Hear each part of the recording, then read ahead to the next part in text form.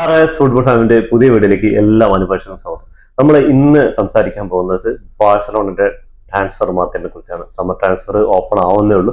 പക്ഷെ ഇപ്പൊ നടക്കുന്നതൊക്കെ റൂമറുകളാണ്. ആ റൂമറുകളിലെ എന്താണ് നടക്കാൻ പോകുന്നത് എന്നുള്ള അതിനെക്കുറിച്ചുള്ള ഒരു ചർച്ചയാണ് നമ്മൾ ഇന്ന് ചെയ്യാൻ പോകുന്നത്. എന്തായിരിക്കും റെഹാൻ ഇപ്രാവശ്യം ആരിനെയൊക്കെ ആയിരിക്കും സൈൻ ചെയ്യാനുള്ളത്? ഒന്ന് ഉണ്ടോ നിനക്ക് എന്തെങ്കിലും? എനിക്ക് കുറച്ചുണ്ട്. ആദ്യമായിട്ടുള്ളത് ആദ്യത്തിൽ രണ്ടുപേരുണ്ട്, Johan Garcia and Emiliano Martinez. രണ്ടുപേരും ഗോൾ കീപ്പറാണ്. ഷെസ്നിന്റെ റിപ്ലേസ്മെന്റ് ആയിട്ടായിരിക്കും വരുന്നത്. പിന്നെ എമിലിയാനോ മാർട്ടിനസ് ഫ്രാൻസിന് വിട പറഞ്ഞ് ആസ്റ്റൺ വില്ലയിൽ നിന്ന് മാറിയിരിക്കുന്നു. ജോഹാൻ ഗ്രാസിയാസ് എസ്പാനിയോളിലെ ടീമിൽ നിന്ന് ഏകദേശം വിട പറയാൻ അത്രയ്ക്കായി. അപ്പം ഏകദേശം ഇതിൽ ആരെങ്കിലും ഒരാൾ ആയിരിക്കും. പിന്നെ അടുത്തതായിട്ടുള്ളത് ലിവർപൂളിൽ നിന്ന് ലൂയിസ് ഡിയാസ് ആയിരിക്കും കേട്ടോ വരുന്നത്. ലൂയിസ് ഡിയാസ് ബാർസയ്ക്കായിരിക്കും ഏകദേശം വരുന്നത് കൺഫേമായി. പിന്നെ ആകെ ഉള്ളത് വിക്ടർ ജോയ്കസ്. വിക്ടർ ജോയ്കസിന് ലാസ്റ്റ് ഇയറും ബാർസ ട്രൈ ചെയ്തിട്ടുണ്ടായിരുന്നു, പക്ഷേ കിട്ടിയില്ല. ഈ വർഷം നല്ല ട്രൈ ഉണ്ട്, നല്ല പരിശ്രമം ഉണ്ട്, അത് കാരണം ഏകദേശം കിട്ടുന്ന ഉറപ്പിച്ചിരിക്കുന്നത്. അപ്പോ ഈ റൂമറാണ് എന്റെ സൈഡിൽ നിന്നുള്ളത്. നിങ്ങളെയോ? റൂമറുകൾ എന്ന് പറഞ്ഞാല് ഇപ്പോ ബാഴ്സലോണ മറ്റുള്ള ക്ലബ്ബുകളൊക്കെ ഓരോ സൈനിങ് നടത്തി തുടങ്ങിയിട്ടുണ്ട്. റൂമറുകളൊക്കെ കൺഫേം ആക്കി തുടങ്ങിയിട്ടുണ്ട്. റയൽ മഡ്രിഡും ലിവർപൂളും അങ്ങനെ ഒരുപാട് ക്ലബ്ബുകൾ. പക്ഷെ ബാഴ്സയ്ക്ക് മുന്നിൽ വലിയൊരു പ്രശ്നം എന്ന് പറഞ്ഞാൽ സാലറി ക്യാപ്പ്. സാലറി ക്യാപ്പ് ലാലീഗിന്റെ ഒഫീഷ്യലായിട്ട് വരാത്ത 1:1 ഇപ്പോഴും നിൽക്കുന്നത്. അതുകൊണ്ട് സാലറി ക്യാപ്പിന്റെ ഇത് കിട്ടാതെ ഇവർക്ക് സൈനിങ്ങളൊന്നും പറ്റില്ല. കഴിഞ്ഞ സീസണിൽ തന്നെ നമുക്ക് അറിയാം ഓൾമോനെയും ഇങ്ങനെ കുറെ പ്ലേയേഴ്സിനെ സൈൻ ചെയ്യാൻ പറ്റാതെ, ടീമില് വലിയ പൈസ കൊടുത്ത് വാങ്ങി പക്ഷെ സൈൻ ചെയ്യാൻ പറ്റാതെ നിന്നു.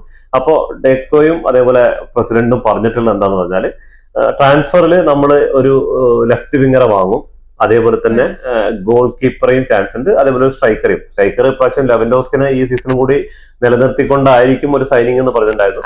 അപ്പൊ ലെഫ്റ്റ് വിങ്ങില് കളിക്കാൻ ഒരു ചാൻസ് ഉള്ളത് എന്ന് പറഞ്ഞാല് നമുക്ക് ഇപ്പോഴത്തെ ഒരു സിറ്റുവേഷനിൽ ലിവർപൂളിൽ നിന്ന് ലൂയിസ് ഡിയാസിനെയാണ് ഒന്ന് കണ്ടിരിക്കുന്നത്. പിന്നെ രണ്ടാമത്തെ എന്ന് പറഞ്ഞാൽ റാഷ്ഫോർഡ് ഓൾറെഡി ആസ്റ്റൺ വില്ലയിൽ ലോണിൽ കളിക്കുന്നുണ്ട്. മാഞ്ചസ്റ്റർ യുണൈറ്റഡ് നിന്ന് ആസ്റ്റൺ വില്ലയിലേക്ക് വരുന്നുണ്ട്. ഈ ലൂഡിയാസ് വരില്ല എന്ന് എനിക്കൊരു കാഴ്ചപ്പാട് എന്താന്ന് പറഞ്ഞാല് 80 മില്യൺ യൂറോ ആണ് ലിവർപൂൾ പറഞ്ഞിരിക്കുന്നത്. അപ്പൊ ഈ 80 മില്യൺ യൂറോ എന്ന് പറഞ്ഞപ്പോ ബാഴ്സനെ സംബന്ധിച്ചിടത്തോളം കാലം ഹൈ പ്രൈസ് ആണ്. എന്താ പറഞ്ഞാല് ബാഴ്സ മാക്സിമം കൊടുക്കാൻ തയ്യാറുന്ന 40 to 50, ഇത് 40 to 50 മില്യൺ ആയിരിക്കും കൊടുക്കുക. അത് റാഷ്ഫോർഡ് ചിലപ്പോ അതൊരു അഫോർഡബിൾ ആയിരിക്കും. അത് റാഷ്ഫോർഡിനെ സംബന്ധിച്ചപ്പോൾ റാഷ്ഫോർഡിന്റെ ഫോമും കാര്യങ്ങളൊക്കെ നോക്കുമ്പോൾ ലൂയിസ് ഡിയാസ് ആണ് ഒന്നുകൂടെ റാഷ്ഫോർഡിനെക്കാളും മെച്ചെന്ന് പറയാം. പക്ഷെ 80 മില്യൺ അത് വലിയൊരു തുകയാണ്. അത് ബാഴ്സലോണ സംബന്ധിച്ചോളം കാലം അങ്ങനത്തെ ഒരു ഇതിലോട്ട് പോകുന്ന എനിക്ക് തോന്നുന്നില്ല. പോയി കഴിഞ്ഞാല് മുമ്പ് കുട്ടീനോനെ ബാഴ്സയ്ക്ക് വിറ്റിട്ട് അവിടെ വാൻഡി ജാക്കിനെ വാങ്ങിയ പോലെ ലിവർപൂൾ കാണിക്കുന്ന ഒരു ഇതായിരിക്കും, അതിബുദ്ധിയായിരിക്കും അത് ലിവർപൂൾ കാണിക്കുക. പക്ഷെ അങ്ങനെ ഒരു മണ്ടത്തരം ബാഴ്സലോണ ഇനിയും കാണിക്കില്ല എന്ന് വിചാരിക്കുന്നുണ്ട്. അങ്ങനെ നോക്കുകയാണെങ്കിൽ എനിക്ക് ഇതിനേക്കാളും ഒക്കെ എനിക്ക് സൂപ്പറായിട്ട് ഒരാളെ തോന്നുന്നുണ്ടെന്ന് പറഞ്ഞാല് അറ്റ്ലാന്റിൽ കളിക്കുന്ന ലുക്മാന് നോക്കുമ്പോൾ 40 മുതൽ 50 വരെ മില്യൺ ഇത് കൊടുത്താൽ മതി. ലുക്മാന് അത്രയാണ്, 40 മുതൽ 50 മില്യൺ ആണ് അവരുടെ മാർക്കറ്റ് വാല്യൂ. ആള് ഏകദേശം ബാഴ്സയിലേക്ക് വരാനും റെഡിയാണ്. പക്ഷെ ട്രാൻസ്ഫർ ന്യൂസുകളൊന്നും അധികം കേട്ടിട്ടുള്ള ആളുടെ പേര്. പക്ഷെ അങ്ങേരെ തൂക്കുകയാണെങ്കിൽ ലെഫ്റ്റ് വിങ്ങില് റഫീനയ്ക്ക് ഒരു നല്ലൊരു കോമ്പറ്റേറ്റർ ആയിട്ട് ആൾ ഉണ്ടാവുന്നതായിരിക്കും. എന്താന്ന് പറഞ്ഞാൽ ആളുടെ സാലറി ക്യാപ്പും വളരെ കുറവാണ്. സാലറി വീക്കിലി 25 എന്തോ വരുന്നുള്ളൂ. അങ്ങനെയാണെങ്കിൽ അപേക്ഷിച്ചപ്പോ റാഷ്ഫോർഡിനെയും ലൂയിസ് ഡിയാസിനെയൊക്കെക്കാളും ബെറ്റർ ഓപ്ഷൻ ഫിനാൻഷ്യലി നോക്കുമ്പോൾ ബാഴ്സലോണയ്ക്ക് ലുക്മാൻ തന്നെയാണ്. ആളുടെ ഗോളുകളും അസിസ്റ്റുകളൊക്കെ ഇവർ രണ്ടാളെക്കാളും കൂടുതലാണ്. അതിന്റെ ഡീറ്റെയിലേക്ക് വരികയാണെങ്കിൽ ഇപ്പൊ ഈ ലെഫ്റ്റ് വിങ്ങിലേക്ക് ഇപ്പൊ ലൂയിസ് ഡിയാസ് അല്ലെങ്കിൽ റാഷ്ഫോർഡ് അല്ലെങ്കിൽ അറ്റ്ലാന്റിൽ നിന്ന് ലുക്മാൻ ഇവർ ആര് വരികയാണെങ്കിലും റഫീനിയനെ ഈ നമ്മുടെ ഓൾമോ ഇപ്പോ കളിക്കുന്ന ഒരു പ്ലേ മേക്കർ റോൾ ഉണ്ടല്ലോ, അങ്ങനത്തെ ഒരു ഓൾമോ നമ്മുടെ ഫെർമിനെ കളിക്കുന്ന ആ ഒരു റോളിലേക്ക് എനിക്ക് റഫീനിനെ കൊണ്ടുവരാനാണ് ചാൻസ്. എന്താ പറയുക, റഫീനി ഓൾറെഡി 2028 വരെ കോൺട്രാക്ട് റിന്യൂ ചെയ്തു. റൈറ്റ് വിങ്ങില് എന്തായാലും യമാല ഉണ്ടാവുക. അപ്പോൾ ഇങ്ങനൊരു പൊസിഷനിലായി കളിക്കുക. അപ്പൊ ഒന്നുകൂടെ ബാഴ്സലോണന്റെ അറ്റാക്ക് ഒന്നുകൂടെ ഇതാവും. എനിക്ക് തോന്നുന്നു ഈ അറ്റാക്കിംഗ് ഇതിലേക്ക് ആരാണ് വരാൻ പോകുന്ന പറഞ്ഞാല് ജൂലിയൻ ആൽവാരസിൽ നിന്നും ഒരു ചാൻസും ഇല്ല. എന്താ പറയുക, 80 മില്യന്റെ മുകളിൽ പറയുന്നത് അത്ലറ്റിക് മഡ്രിഡ്. അതും എത്രത്തോളം സാധ്യതയാന്ന് പറയുന്നത് ഇതിനുള്ള ലിവർപൂൾ അങ്ങനെ മാഞ്ചസ്റ്റർ സിറ്റി പോലെ അല്ല, ലിവർപൂളും ആഴ്സണലൊക്കെ ജൂലിയൻ ആൽവാരസിന് പുറകിലുണ്ടെന്നൊക്കെ റൂമറുകൾ വരുന്നുണ്ട്. അപ്പോ ആ ഒരു സൈഡിലേക്ക് പോകുന്നില്ല. പിന്നെ നീ പറഞ്ഞ മറ്റേ ആളുടെ പേരെന്തായിരുന്നു? ഞാൻ പറഞ്ഞ വിക്ടർ ആള് കഴിഞ്ഞ സീസണില് തീപ്പാറിയ ഇതായിരുന്നു സ്പോർട്ടിംഗിൽ അല്ലെ, സ്പോർട്ടിംഗിൽ തീപ്പാറിയ കളിയാണ് കളിച്ചുകൊണ്ടിരിക്കുന്നത്. ഏറ്റവും കൂടുതൽ ഗോൾ സ്കോർ ചെയ്താണ്. ഇപ്പൊ ഗോൾഡൻ ബൂട്ടിൽ വരെ ആള് റേസ് ഉണ്ട്. പക്ഷെ ആളുടെ 5 ലീഗുകളിൽ, യൂറോപ്പ 5 മെയിൻ ലീഗുകളിൽ കളിക്കാത്തതുകൊണ്ട് മാത്രമാണ് ആൾക്ക് ഗോൾഡൻ ബൂട്ട് പട്ടികയിൽ 3 സ്ഥാനത്തിലേക്ക് പുറകിൽ വന്നത്. ഏറ്റവും കൂടുതൽ ഗോൾ സ്കോർ ചെയ്തിരിക്കുന്ന ഈ സീസണിൽ അങ്ങേരാണ്. അപ്പോ ആൾക്കും ചുരുങ്ങിയത് 80 മില്യൺ ഒക്കെ കൊടുക്കേണ്ടി വരും. അപ്പൊ അതും ഒരു ചാൻസ് കുറവാണ്. ഞാൻ ആള് ചീപ്പാണെന്ന് വിചാരിച്ചിട്ടാ. ഇല്ലല്ല, ആൾക്ക് നല്ല വാല്യൂ ഉണ്ട്. ഇപ്പൊ മാർക്കറ്റ് വാല്യൂ കൂടിയൊക്കെയല്ലേ, എന്താണ് വാലന്റിയറിൽ അല്ല ഗോൾഡൻ ബൂട്ടിലേക്കൊക്കെ ഇത്രയും ഇത് വന്നു കഴിഞ്ഞാല്. അപ്പൊ ആ ഒരു സ്ഥാനത്ത് മിഡ്ഫീൽഡിലേക്ക് എന്തായാലും ബാഴ്സലോണ ഈ സീസണിൽ തിരിഞ്ഞു നോക്കുന്നില്ല. പറയാം എന്തായാലും മിഡ്ഫീൽഡ് അത്യാവശ്യം അടിപൊളിയാണ്. അവിടെ ലാമാസി ഉണ്ട്, അത് കഴിയുന്നോറും അവിടെ ഇറങ്ങിക്കോളും. അതായത് ഡിഫൻസിൽ നോക്കുകയാണെങ്കിൽ, ഡിഫൻസിൽ എന്റെ ഒരു തീരുമാനം എടുക്കുകയാണെങ്കിൽ 1 or 2 ഒരു പ്ലെയറെങ്കിലും ചുരുങ്ങിയത് സൈനിങ് വേണമെന്നാണ്. എന്നാൽ എറിഗ്രാസി ഉണ്ട് കുണ്ടയ്ക്ക് ബാക്കപ്പ് ആയിട്ട്, ഓക്കെയാണ്. അവിടെ 2ഉം കൂടി ടാലി പോകും. പക്ഷെ ഇവിടെ ബാൽഡയ്ക്ക് ബാക്കപ്പ് ആയിട്ട് എനിക്ക് തോന്നുന്നത് ഉണ്ട്. പക്ഷെ നമുക്ക് ഈ ജെറാർ മാർട്ടിനൊക്കെ ഉണ്ട്. പക്ഷെ എത്രത്തോളം അടുത്ത വർഷം എത്രത്തോളം ഫ്ലിക്കിന് പറഞ്ഞാൽ ഈ സീസണിൽ ഒരു നിവൃത്തി ഇല്ലാത്തതുകൊണ്ട് എത്തിക്കാൻ തുടങ്ങിയത്. പക്ഷെ അടുത്ത സീസണിൽ ആള് സൈനിങ്ങുകൾ എന്തായാലും സൈനിങ് ചെയ്യിക്കാണ്ട് മുന്നോട്ട് പോകില്ല. എന്താ പറഞ്ഞാല് ഈ ഇപ്പൊ തന്നെ കണ്ടില്ല, ചാമ്പ്യൻസ് ലീഗിൽ നിന്ന് പുറത്താവാൻ കാരണം തന്നെ ആ 2 ബാൽഡേഡിയും കൊണ്ടേടിയും പരിക്കന്നെയാണെന്ന് പറയാം. മേജർ ആയിട്ടുള്ളത് എന്താ പറഞ്ഞാൽ അവർ ഇറങ്ങുമ്പോൾ തന്നെ സ്ക്വാഡിന്റെ ഡെപ്ത് ഒരു സ്ട്രോങ് ആവുകയാണ്. പിന്നെ ഉള്ളത് ഗോൾ കീപ്പർ ഷെസ്നിയോട് സെക്കൻഡ് ഗോൾ കീപ്പർ ആയിട്ടാണ് നിൽക്കുന്നത്. അപ്പോ എന്താണ് സ്റ്റേഗണ് ഫസ്റ്റ് ഗോൾ കീപ്പർ ആയിട്ട് ഉണ്ടാവും എന്ന് പറയുന്നത്. സ്റ്റേഗനെയും കൊണ്ട് ഫസ്റ്റ് കീപ്പറും കൊണ്ട് പോവുകയാണെങ്കിൽ അടുത്ത സീസൺ ചിലപ്പോ 0 കപ്പ് കൊണ്ട് പോവായിരിക്കും. എന്താ പറഞ്ഞാൽ ആളുടെ പൊട്ടൻഷ്യൽ ഇപ്പൊ ഏജ് കൂടിന് മാത്രമല്ല, ആളുടെ ഒരു പെർഫോമൻസ് എന്ന് പറഞ്ഞാൽ ഈ ലോങ് ബോളുകൾ വരുന്ന സമയത്ത് ഡൈവിങ്ങിലൊക്കെ ആള് സൂപ്പറാണ്. പക്ഷെ ഷോർട്ട് ബോളുകൾ വരുമ്പോ കണ്ണു മൂടിയിട്ട് ഇങ്ങനെ ഏറെ തപ്പിയിട്ട് കാര്യമില്ല. അത് ബാഴ്സയ്ക്ക് പണി തന്നെ ആവും, അത് യാതൊരു സംശയമില്ല. സ്റ്റേഗൺ ഒരുപാട് സേവുകളും ഒരുപാട് ട്രോഫികളൊക്കെ ബാഴ്സയ്ക്ക് നേടിയിട്ട്. പക്ഷെ ഇപ്പോഴത്തെ ഒരു സിറ്റുവേഷൻ വെച്ച് നോക്കുകയാണെങ്കിൽ ആളുടെ ബാഴ്സയിൽ കോൺട്രാക്ട് ഉണ്ട്. അപ്പോ ഇവിടെ നിർത്താൻ എന്തായാലും ചാൻസ് ഉണ്ടാവും. നല്ല പൈസ കിട്ടണമെങ്കിൽ മാത്രമേ വിട്ടുപോകുള്ളൂ. അതിപ്പോ പരിക്കുന്ന ശേഷം തിരിച്ചു വന്നിരിക്കാൻ. അപ്പൊ ഷെസ്നി സെക്കൻഡ് ഗോൾ കീപ്പർ ആയിട്ട് എനിക്ക് എന്തായാലും തുടരാൻ തോന്നുന്നില്ല. അപ്പൊ ഡിക്കോ പറഞ്ഞിരിക്കുന്നത് എന്താന്ന് പറഞ്ഞാൽ ഷെസ്നിയുമായിട്ട് കോൺട്രാക്ട് ഉണ്ട്, കോൺട്രാക്ട് സംബന്ധിച്ചുമായിട്ട് റിന്യൂവൽ സംബന്ധിച്ചുമായിട്ട് സംസാരിച്ചുകൊണ്ടിരിക്കുന്നത്. അതിനുശേഷം മാത്രമാണ് തീരുമാനം എടുക്കുന്നത്. അങ്ങനെ ഷെസ്നി പോവുകയാണെങ്കിൽ നീക്കാപ്പിനും ഓൾറെഡി ബാഴ്സയിൽ നിന്ന് വിടുന്ന എന്താണ് ആൾക്ക് നല്ലൊരു ഫ്യൂച്ചർ ഉണ്ട്. ഹാൻസി ഫ്ലിക്കിന് ആളിനോട് അത്ര ടെസ്റ്റ് പോരാ. ഈ സീസണിൽ ഷെസ്നിയെ വെച്ച് ആള് ഒന്ന് ഇത് ചെയ്താണ്. അടുത്ത സീസണിൽ പറഞ്ഞ പോലെ മാർട്ടിനസോ ഗ്രാസിയസോ ആരെങ്കിലും ഗോൾ കീപ്പർ ആയിട്ട് വരണം. ഗ്രാസിയസിന് എന്താന്ന് പറഞ്ഞാൽ ഒരു ഗുണം എന്ന് പറഞ്ഞാൽ ഇപ്പൊ 30 മില്യനാണ് എസ്പാനിയോള് ഉള്ളത് ഗോൾ കീപ്പർ ഇപ്പൊ മാർക്കറ്റ് വാല്യൂ ഉള്ളത്. പക്ഷെ റെലഗേഷൻ സോണിൽ തൊട്ടാണ് നിൽക്കുന്നത്. അവസാനത്തെ കളി തോൽക്കുകയാണെങ്കിൽ റെലഗേഷൻ സോണിൽ പോവും. അങ്ങനെയാണെങ്കിൽ ബാഴ്സയ്ക്ക് ലോട്ട് അടിക്കും, 15 മില്യൺ കിട്ടും. 30 കൊടുക്കേണ്ട 15 മില്യൺ ആളിനെ കിട്ടും. അതെ. അപ്പൊ ബാഴ്സ ബോർഡും ബാഴ്സ അതിനുവേണ്ടി കാത്തിരിക്കുന്നത് എന്ന് പറഞ്ഞാൽ ആഴ്സണൽ, ലിവർപൂൾ അങ്ങനെ കുറെ ക്ലബ്ബുകൾ ഈ ചങ്ങാതിക്ക് വേണ്ടിയിട്ട് വെയിറ്റ് ചെയ്ത് നിൽക്കുകയാണ്.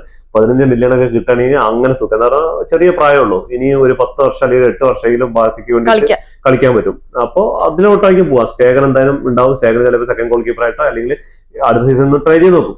സ്റ്റേഗൺ 1-2 കളി നോക്കിയാൽ തന്നെ ഹാൻസി ഫ്ലിക്കിന് മനസ്സിലാവും ഇനി ഫ്യൂച്ചറിൽ കൊണ്ടുപോകാൻ പറ്റില്ലെന്ന്. പിന്നെ ഉള്ള കാര്യം എന്ന് പറഞ്ഞാൽ എനിക്ക് ഈ വിങ്ങർമാരിനെ റഫീനിയനെ ആ സ്ഥാനത്ത് വിങ്ങറിലേക്ക് സെലക്ട് ചെയ്യാൻ ഒരു ചാൻസ് എന്താ കാരണം എന്ന് പറഞ്ഞാൽ റഫീനിയ ബാൾഡെ ഉണ്ടാവുമ്പോഴാണ് റഫീനയുടെ ഫോം കറക്റ്റ് കാണിക്കാൻ പറ്റുന്നത്. ബാൾഡെ ഇല്ലാണ്ടിരുന്നാല് ഒറ്റയ്ക്ക് ആളോട് ട്രിബിൾ ചെയ്തിട്ടും ഉള്ളിലോട്ട് കയറാനും അങ്ങനെയുള്ള കുറവാണ്.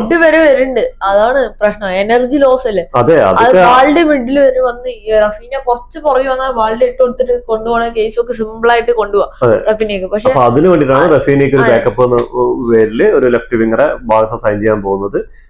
അതേപോലെ മിഡ്ഫീൽഡർ വേണ്ട ആവശ്യമില്ല. ഡിഫൻസിൽ ഗുബാർസിയും മാർട്ടിനസ് ഒക്കെ ഉണ്ട്. പക്ഷെ മാർട്ടിനസിന് മാക്സിമം 1-2 വർഷം കൂടിയാണ് ബാഴ്സയിൽ തുടരാൻ കഴിയുള്ളൂ. ക്രിസ്ത്യൻസിന്റെ കാര്യം ഒന്നും തീരുമാനമായിട്ടില്ല. ചിലപ്പോൾ നിൽക്കാം, ചിലപ്പോൾ പോകാനുണ്ട്.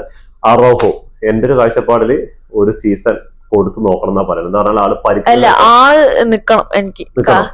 കാരണം എന്താന്ന് വെച്ചാൽ എപ്പോ നോക്കിയാലും നിങ്ങൾ കോർണർ പഠിക്കുമ്പോ ആളില്ലെങ്കിൽ. പക്ഷെ പറഞ്ഞ ആൾക്ക് കുറെ മണ്ടത്തരങ്ങൾ പറ്റിയിട്ടുണ്ട് ഈ ഇമ്പോർട്ടന്റ് മാച്ചുകളിൽ. കഴിഞ്ഞ ചാമ്പ്യൻസ് ലീഗിൽ എന്താണ് അതുകൊണ്ടല്ലേ സോറി അപ്പൊ കഴിഞ്ഞ ചാമ്പ്യൻസ് ലീഗില് നമ്മുടെ പി എസ് സി മത്സരത്തില് ഒരു റെഡ് കാർഡ് കിട്ടിയിട്ട് പെനാൽറ്റി വഴങ്ങേണ്ടി വന്നു. അതേപോലെ തന്നെ ഈ സീസണിൽ ചാമ്പ്യൻസ് ലീഗില് സെമി ഫൈനൽ കണ്ടില്ല. അപ്പൊ അങ്ങനെയുള്ള വലിയ വലിയ ബിഗ് മാച്ചുകളാണ് ആൾക്ക് ഇത് പറ്റുന്നത്. കാരണമുണ്ട് ഈ ആൾക്ക് പരിക്ക് മാറിയിട്ട് തിരിച്ചു വന്നിട്ട് സ്റ്റാർട്ടിംഗ് ഒന്നും കിട്ടാതെ വന്നിട്ട് ഉള്ള ഇതാണ് മത്സരങ്ങൾ. അങ്ങനെ ബിഗ് മാച്ചുകളിൽ ഇങ്ങനെ സംഭവിക്കുമ്പോൾ ഫാൻസ് തന്നെ ഇറങ്ങി പോകാൻ വേണ്ടി പറഞ്ഞിട്ടുണ്ട് സോഷ്യൽ മീഡിയയിലൊക്കെ. അപ്പോൾ ബാഴ്സ എത്രത്തോളം അറോഹ കീപ്പ് ചെയ്യുന്നും പ്രതീക്ഷിക്കുന്നില്ല.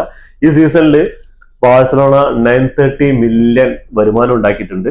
ഇപ്പോൾ ചാമ്പ്യൻസ് ലീഗ് സെമി ഫൈനലിൽ എത്തിയിട്ടും ലാ ലീഗ് ജയിച്ചിട്ടും. പക്ഷേ ഇൻസ്റ്റാൾമെന്റ് ഒക്കെ ആയിട്ടാണ് ലാ ലീഗ് അവർക്ക് പ്രൈസ് മണി കൊടുക്കുക എന്ന് പറയുന്നുണ്ട്. അപ്പോ ഇതില് 1 ബില്യൺ അടുത്ത് ഇതുണ്ടാക്കിയിട്ടുണ്ട് ഇവര്. 950 മില്യൺ ഏകദേശം ഈ സീസണിൽ ഉണ്ടാക്കിയിട്ടുണ്ട്. അത് നോക്കുകയാണെങ്കിൽ സ്വന്തമായിട്ട് സ്റ്റേഡിയം ഇല്ല, സ്റ്റേഡിയം വേറെ വാടകയ്ക്ക് എടുത്തിട്ട് സ്റ്റേഡിയത്തിന്റെ ഇതില്ല. ഇനി അടുത്ത സീസണിൽ സ്പോട്ടിഫൈ ക്യാമ്പ് നോവില് വരുന്ന സമയത്ത് സ്റ്റേഡിയത്തിന്റെ റവന്യൂ, അതേപോലെ ജേഴ്സി റവന്യൂ. ഇപ്പൊ അടുത്ത സീസണിൽ യമാലിന്റെ 10ാം നമ്പറിലാണ് യമാല് 10ാം നമ്പറിൽ ഇറങ്ങാൻ പോകുന്നത്. ആൾക്ക് ബർത്ത്ഡേ ഗിഫ്റ്റ് ആയിട്ട് ഈ മാസം അടുത്ത മാസം ബർത്ത്ഡേക്ക് ഗിഫ്റ്റ് ആയിട്ട് 10ാം നമ്പർ ന്യൂ കോൺട്രാക്ട് സൈൻ ചെയ്യുന്ന പറയുന്നത്. അതിന്റെ ഇടയിൽ യമാല് വലിയൊരു സാലറി, ഇതാണ് യമാലിന്റെ ഇൻക്രീസ് ചെയ്യാൻ പോണ്. അതെ, അത് ചോദിച്ചിട്ടുണ്ട്. ഗോൾ അടിച്ചോട്ട് കാര്യമില്ല. അങ്ങനെ പെട്ടെന്നൊന്നും ഒരു സീസൺ കൊണ്ടൊന്നും അത്രത്തോളം കയറ്റി കൊടുക്കുന്നു വിചാരിക്കുന്നില്ല. ഒരു ഹ്യൂജ് സാലറിയാണ് ലെമിയലിന്റെ ഏജന്റ് ചോദിച്ചിട്ടുണ്ടെന്ന് പറയുന്നത്. എന്തായാലും കോൺട്രാക്ട് സൈൻ ചെയ്യുക, അതിൽ യാതൊരു സംശയമില്ല. പക്ഷെ സാലറി ഒക്കെ ഒരു ഇതുണ്ടാവും, അല്ലാണ്ട് അത്ര ഹൈപ്പിലേക്കൊന്നും പോവില്ല. 10ാം നമ്പർ ജേഴ്സിയിൽ.